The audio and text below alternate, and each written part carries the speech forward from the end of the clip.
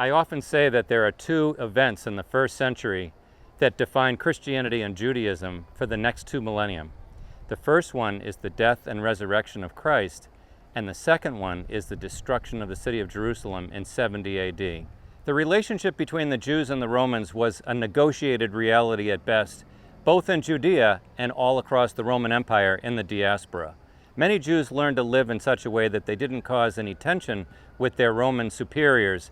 After a long siege of Jerusalem, and then 2 years later at Masada, the Judean resistance was crushed, at least for a quarter of a century. When Rome celebrated this victory after Titus's death, this arch was built by Titus's successor, and it features at the highest point of the Via Sacra, the sacred way.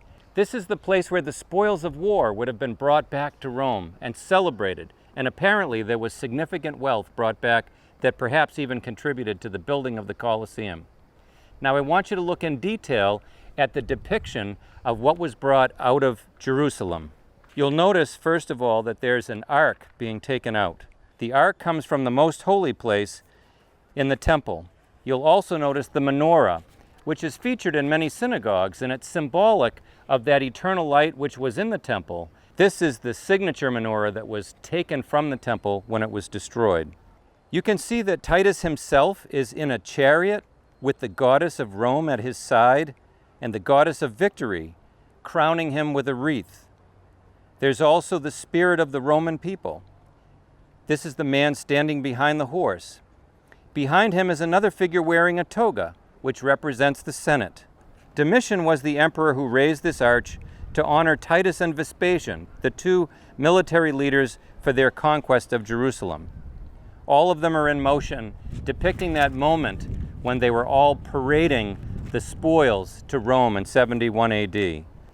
The destruction of the temple in 70 AD marked the end of so many elements in the Jewish community, and especially by 72 AD. The Essenes were gone, the Zealots were gone, the Herodians, the Sadducees. Certainly the priesthood was gone, and what you have left is what would later be called rabbinic or normative Judaism. The Pharisaic Judaism is what remains, centered as it was in the synagogues. And then there's also the Jesus movement, known as the Way, the followers of Jesus. And these two groups have a relationship that becomes more tense in the second Jewish revolt, because during that revolt, Bar Kokhba was called the Messiah. And at that point, the movement called Christianity, in retrospect, was increasingly Gentile and increasingly disassociated from its Jewish roots. And the movement of Judaism, which was so fractured and sectarian going into the first century, now becomes much more monolithic, synagogue-based, church-based.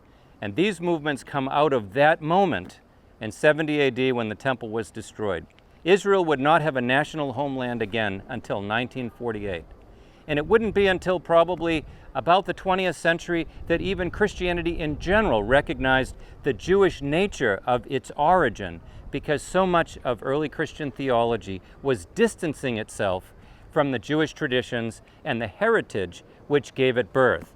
And so think about that when you see this arch. Eventually Rome would have a Christian emperor. Eventually Rome would have basilicas and churches in many places where there had been pagan temples. It would take centuries before Christianity would more broadly appreciate the heritage which Paul describes as the olive tree from which we get our life.